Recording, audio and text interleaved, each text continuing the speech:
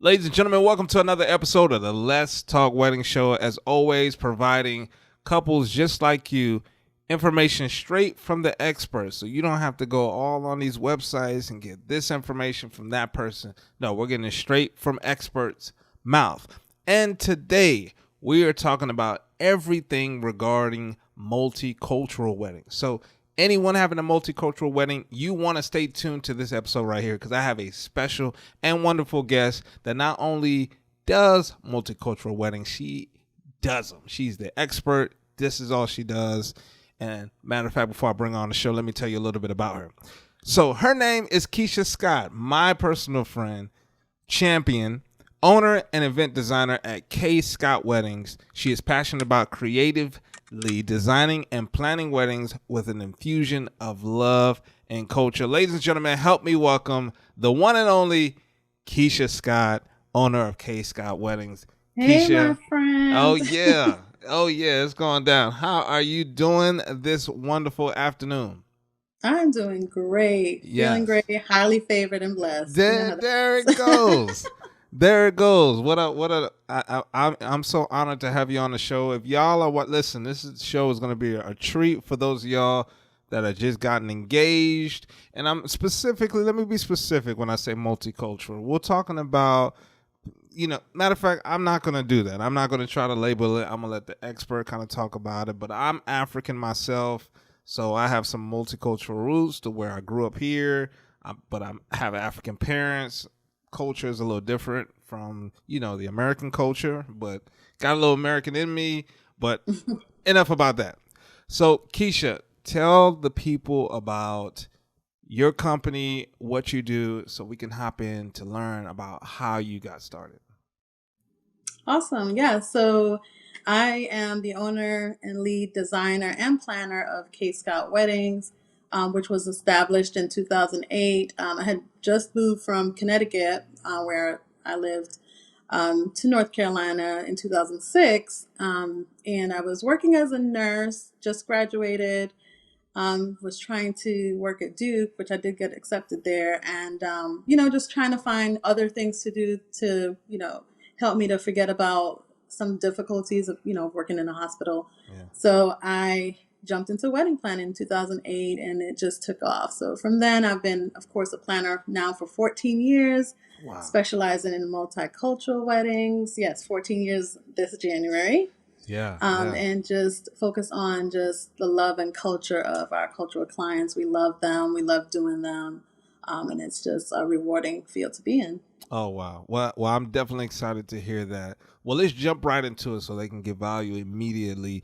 What is the definition? Because I try to start off the show with what I thought it was, but that's just me. You tell me, what is the definition of a multicultural wedding, and how do they differ from a traditional wedding? Oh, yes, that's a great question. I define multicultural wedding as two people coming together, different race, religion, sex, it doesn't matter, just coming together to celebrate their weddings and also to bring their families together, families of different cultures, just to celebrate their individual traditions and then bringing those together as they celebrate their love. So it could be a full weekend, it could just be one day, but it's just a celebration of their love and culture. Awesome. Well, so let's dig in a little deeper, because if Mm-hmm. we go to your website and just knowing that all the great things that you do, you see that your clients. Well, let me ask this: the multicultural events that you do, a lot of times do they incorporate people from other countries and Mm-hmm. stuff like that? Is that the bulk, or is that a good mix? For the person, like explain like kind of what you, because you do a lot of Indian weddings, and I've worked with you on African weddings. So is that a Mm-hmm. good bulk of what you do when as far as being an expert in your field? What are you seeing that's different from the traditional wedding? The thing that I see that's different is just all of the traditions. So, Gotcha. if you look at American wedding, you're just going to do one day. You're going to have a 30-minute, 45-minute ceremony. You're going to go into cocktail hour and reception. So you might not focus on as many details as we do with our multicultural weddings.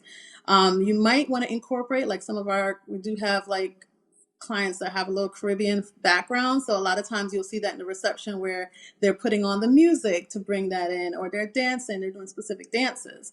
But the differences with multicultural weddings is that they're specializing and wanting to focus on the traditions that they would have done in their country. So, we're going to have a priest come in for our Hindu weddings. We have a priest that goes to their home. They start a full week celebration where they're blessing the couples, they're wishing them prosperity and good health, auspicious times and dates for their events where they can come in, and they're doing that all throughout the weekend. So you're seeing that focus on the traditions that they celebrate in their country. They're spending time to actually go through each of those leading up to their wedding day. Wow. Now you just schooled me because I only thought multicultural was just one way, but that was a great explanation for me, Yeah. and hopefully help somebody else as well. Yeah. Here's my question for you. Hmm. So things can get kind of, when you're mixing cultures and, Hmm. parents, family. What are some tips that you can give couples when it comes to merging cultures for a wedding? Like, what do you tell your couples? Well, the first thing when I have meetings with my couples, the first thing is I always want to see where they are, because some of our couples are what I call my first generation. Yeah. And so they're not tuned into the traditions of their parents, but they want to respect their parents and kind of pull those into their events. So for me, I always tell them, talk to your parents, see what you're willing to negotiate on as far as those traditions. Some of our couples want to take some things out altogether, and some of them want to respect their parents and go through the whole shebang. Yeah. And so I always tell them, just talk to your parents, see what you want to incorporate, so that the parents or families don't feel left out. So that's Mm. important. Our couples respect that. And so after they've talked to their parents and kind of figure out what they want to incorporate, then I always say, what are some of the the things that you want to put into your event that will help to bring the families together. So again, for my Hindu weddings, even my African weddings, you're going to see that in performances and dances. They have cousins dancing, they have parents dancing, and so that helps to bring the families together. Even if, for some of our fusion weddings, for example, our bride might be Indian, the groom might be Caucasian, we're still incorporating those dances. So the groom and their family are learning dances. They want to dance. They want to show that they feel welcomed and that we're not leaving anyone out when it comes to all of the events that are taking place. Oh, that is amazing. Yeah, and it's So pretty fun. It's that fun to watch. yeah, I listen. Well, let me ask you this. So, would it be safe to say that when you're dealing with weddings, when you have mixed traditions, that couples, matter of fact, let's go back a little bit. Can you explain to the audience, for those that don't know, what is for a first generation? Like, what does that mean? Well, I don't know if anybody else labels our couples like that, but first generation are couples that are born in the United States. So Yes, they weren't born international, and a lot of times their families just give them a taste of culture, but they don't really know the background of why certain things are important. So a lot of times, our ceremonies are 2 hours. Our African ceremonies can be an ooh, hour and a half. Just for example, some of our African weddings, they have to have a sermon in there. They have that to is have correct. praise and worship. And You so, taking me back? it could be an hour and a half. Some of our couples, they're like, I don't want to do that. That's going to be too much for our guests. Yeah. So they try to talk to their parents to see what they can cut out. A lot of times we talk to the ministers and say, can you cut the sermon from an hour to maybe 30 minutes? Just to help with moving the events along. And so those are the things that can either make or break the event. Parents are very strict. They want to stick to Oh, those traditions. They want to go ahead and go through a 2 hour, hour and a half event, and that's what we have to do. So that's why I always say to my couples, talk to your parents, decide what you want to incorporate, decide what you want to take out, if it's even possible. Some of the priests and the officiants don't want to do that. They're very strict. So if our couples end up booking a priest or an officiant that is sticking to those traditions as well as the parents, then it's not going to be a change. It's going to have to be that hour and a half to 2 hour event all through. Oh my, y'all, do y'all hear that? So it's Yeah. safe to say, it's safe to say from my original question I was going to ask you, I guess statement, that you just, if you're a first generation, which I experienced for myself as well, so I know exactly what she's talking about. You need to be prepared that you can't just be like, I don't care what they say, I'm just going to do what I want to do. That's not happening. It's not. It's It's and not happening. that's the reality, because that happened with me, Hmm. and it was a lot of tension. With I love my mom. I just want to make sure she understand that. So if she's watching this, Let's make that clear. to We make love you, that Mom. clear, my mom's African, so it's like the whole community, people that you don't know. It's important to your parents that they come, and you will create a lot of tension trying to bring your American way of like, it's just gonna be like this and that's it with your family as a whole, uncles. Hmm. If you're African, and I'm sure with other cultures, but I'm Keisha. I'm so glad that you share that. And to segue, this is a good question to come. What are some mistakes, even beyond the parents? What are some mistakes that couples make when having a multicultural wedding that you've seen? Well, you know what I'm going to say. Talk to It's us. always, I always say this: the worst mistake couples can make is not hiring a planner. Oh, yeah. Period.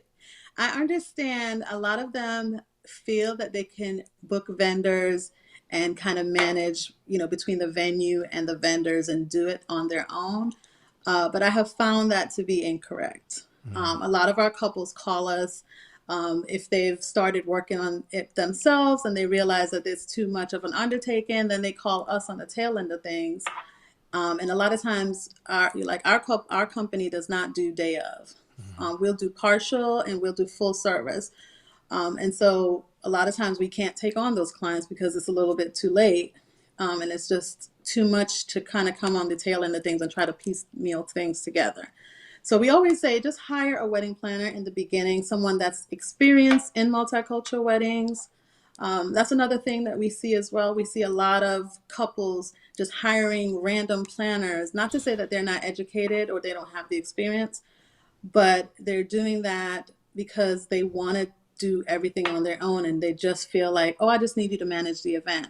A lot of planners don't know or they don't understand or they haven't experienced a 3 day event or a 2 day event. Mm-hmm. And to do the logistical planning of that, to do the production schedules, to do the event design, layouts, communications between all venues and parties, it could be a lot for somebody to manage. So I would say hire a wedding planner and just make sure that they either have experience in planning large events or they've already planned a multicultural wedding. I want to give you a shout out right here. And if you all are watching this and you are already looking or were not even thinking about getting a planner, one of the things that she didn't mention that she does awesome with is the personalities on the day of. Mm-hmm. I can speak for Africans. I can't speak for, I can even speak for, because I've done a few Asian weddings as well. There are some strong personalities in the room that pop up with opinions and how things should be. And Mm-hmm. sometimes their voice holds a lot of weight because of who they are to the family. And they weren't part of the process at all.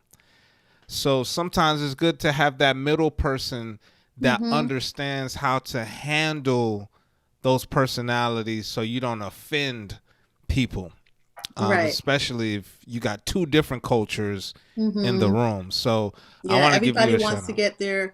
everyone wants to get their voice and their concerns and what they want across. And so that's why we do the planning in the beginning so we can find out what do you guys need?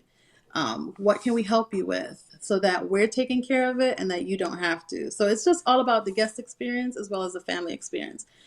And what you said, what you said, Rosie, is so important because we do come across a lot of people with strong personalities. Because a lot of people see me and they are like, "Oh, she's sweet. Oh, she can't hurt a fly." But on wedding day, I switch gears, okay? And then a lot of people look at me sideways. They're like, "I didn't ever know you had Yeah, that in no, you." I yeah. will. Don't let me pull it out. You see Don't let me that? go there. See, I love that confidence because Hmm. and I don't want to just make this about an African thing. I just know if you're an African couple, you know about that uncle that feels like this song has to play right now. I am these, and they're very aggressive and they're moving. And if you don't have a planner that has that confidence and boldness, Yes. they're Like, gonna get sir, run off. go sit down, sir. See, you know, Have a seat. yeah, wow, like oh, goodness. And this leads me also. This is just so smooth because this is just leading me to my next question for you. So, what should couples keep in mind when they're hiring vendors, like even outside of wedding planners?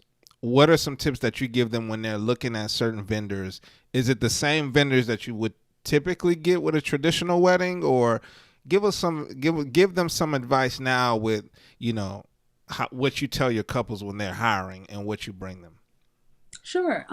So a lot of our couples are, our African couples, our Indian couples, it doesn't matter. Whatever their tradition is, they feel more comfortable with hiring somebody that also has experience.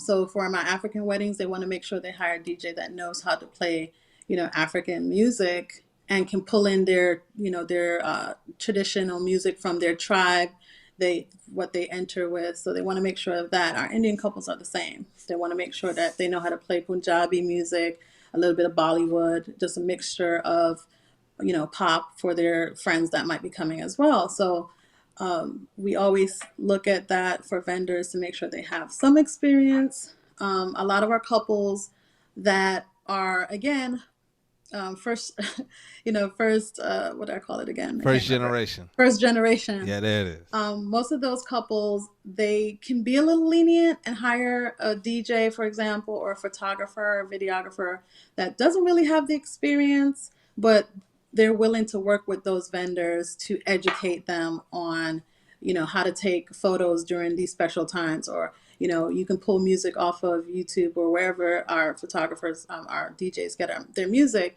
They're willing to kind of educate them and work with them. But that, I will be honest, that's very seldom. And so when I'm talking to my brides, I always say, just make sure that whoever you hire, or a lot of times if we're doing our preferred vendor list, we'll give them someone that we feel is going to match their personality and style. We ask a lot of questions in the beginning. We ask, like, what style of genre music do you like? Since we're talking about music, how do you feel about the DJ, being educated or not? Like, how do you feel about the hours of coverage? Like, we go through all of those questions because we want to make sure whoever we pull in is able to do full service coverage on music, is able to pull music and able to kind of blend and pull those songs that our couples are looking for. So we go through a lot of questions and ask and see where their comfort level is before we just randomly pull a vendor to our clients. Yeah, I remember a while ago we were talking, and you were talking about the Sangi, if I pronounced it right. Sangeet. Sangeet, Yeah. excuse me. Mm-hmm. Um, uh, with with a lot of these multicultural weddings, it seems like there's more detailed in the culture and more coverage. Mm-hmm. What should couples do as it relates to communication, and letting their family know what's going on? What are some tips that you can give them? Because I'm assuming it's just not like a regular wedding and you just, hey, we're getting married on this day and here's my wedding party. But it seems like the whole weekend is an Mm-hmm. event. So what are some ways that they can communicate with their guests to kind of let them know what's going on and even make it apparent that this is multicultural? Sure, sure. So when we lock in with our clients, the first thing that we do, depending on when they hire us, is we go through their event, just a general recap of what events they're planning. And a lot of times it is a full weekend event. Most of our couples that get married, they try to take up the holidays like Memorial Day, 4th of July, so that their Okay. guests that are coming can have a vacation or an extended time to come to all of the events. It doesn't happen a lot, but that's most of the times that we see our holidays are always taken up first.